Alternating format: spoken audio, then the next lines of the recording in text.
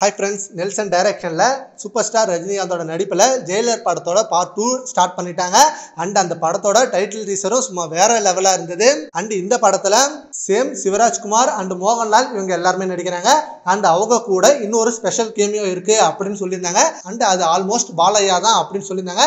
And Balaiah அவர்கள் நேற்று அந்த ஷூட்டிங் ஸ்பாட் செட்ல வந்துட்டாரு, ஆன் போர்டு ஆகிட்டாரு. அண்ட் ரஜினிகாந்த் அவர்களும் பாலையா அவர்களும் மீட் பண்ண அந்த போட்டோஸ் தான் இப்போ சோஷியல் மீடியால செம்ம வைரலா போயிட்டு இருக்கு. ஜெயிலர் 1 படத்துல இவர் நடிக்கிறதா இருந்தது. பட் எந்த ரோல் கொடுக்கறது அப்படின்னு தெரியாம அவரை அப்ப கூப்பிடல. அதனால இப்ப ஜெயிலர் 2 படத்துல அவர் கமிட்மெண்ட் கொடுத்திருக்காங்க. அண்ட் இந்த படத்துக்காக அவர் 50 கோடி சம்பளம் கேட்டிருக்காரு.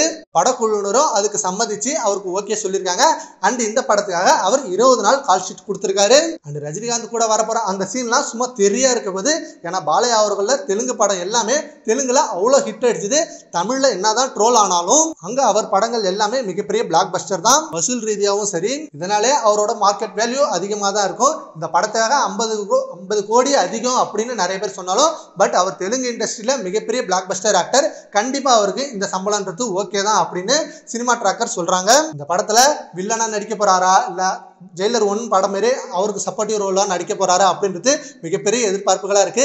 ஜெயிலர் 1 மிகப்பெரிய இண்டஸ்ட்ரியல் ஹிட், பிளாக் பஸ்டர் அடிச்சது. அந்த வெற்றியை தொடர்ந்து இப்ப ஜெயிலர் 2 படத்தோட வேலைகளும் நடந்துட்டு இருக்கு. அந்த படத்தோட டீசரே சும்மா தெரியா இருந்தது. அண்ட் சேம் ஆக்டர்ஸ் எல்லாமே இதுல நடிக்கிறதுனால கண்டிப்பா இன்னும் கதைக்கெல்லாம் பயங்கர ஸ்ட்ராங்கா ரெடி பண்ணுவாரு நெல்சன் அவர்கள். சரோக ஃப்ரெண்ட்ஸ், ஜெயிலர் 2 படத்துல பாலையா ஆன்போர்ட் ஆகிட்டாரு. அதை பத்தி உங்க ஒப்பீனியனை நம்ம கமெண்ட் பாக்ஸ்ல கமெண்ட் பண்ணுங்க. Thank you friends.